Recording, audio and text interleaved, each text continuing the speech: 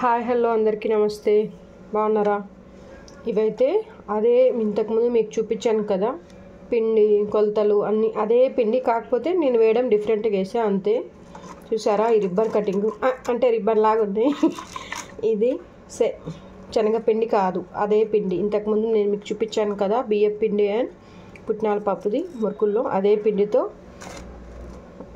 వేసుకున్నాం సపరేట్గా ఇట్లా. ఇది కొంచెం బాహుబలి టైపు, బుజ్జి బాహుబలి ఇది. అంటే వస్తాయి కదా అందులో ప్లేట్స్, అది ఒకటి అంటే నేనే వేయలేదులేండి, మా వారు కొంచెం వేశారు. ఎందుకంటే అసలే మన బొక్కల్లో అంటే ఎముకల్లో బలం గట్టిగా లేదు, ఎముకల్లో ఐరన్ లేదు,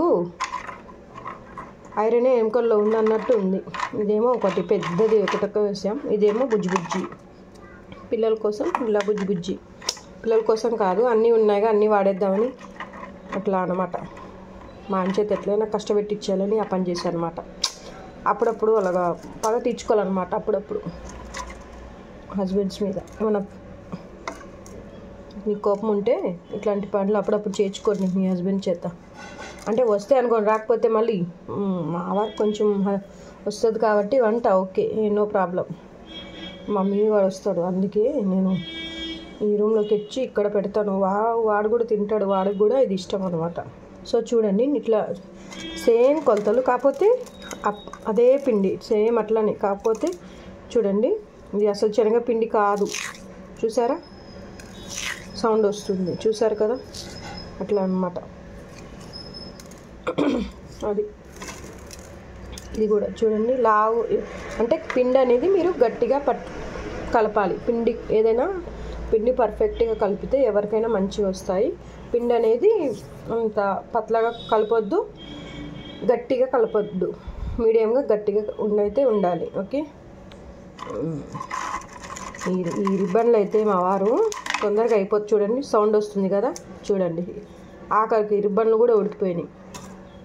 అట్లా ఉంటుంది మనతో, అంటే నాతోని కాదమ్మ, మా అంటే ఇంత గట్టిగా మొత్తాలంటే వామ్మో, మెడకాయల నుంచి గుండెకాయ వరకు అన్నీ నొప్పి వచ్చినాయి నాకైతే.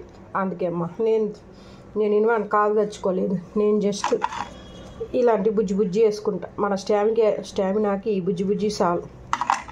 ఇలాంటి రిబ్బన్లు, ఇలాంటి బాహుబలి, ఇంకోటేది అబ్బో ఇది ఊడింది, వెయిట్ ఉందిగా అందుకు వేడిగా ఉంది. ఇలాంటి బాహుబలి మనకు వేయాలంటే మనం కూడా ఇంకో బాహుబలి లెక్క ఉండాలి. అప్పట్లో అయితే బాగా తిని, అంటే అప్పుడు తిని బాగుండేది కాబట్టి గట్టిగా ఉన్నారు జనాలు. ఇప్పుడు వాము, ఇప్పుడు అప్పుడు పిండి కొట్టేవాళ్ళు, దంచేవాళ్ళు, ఇప్పుడు అట్లా కాదు.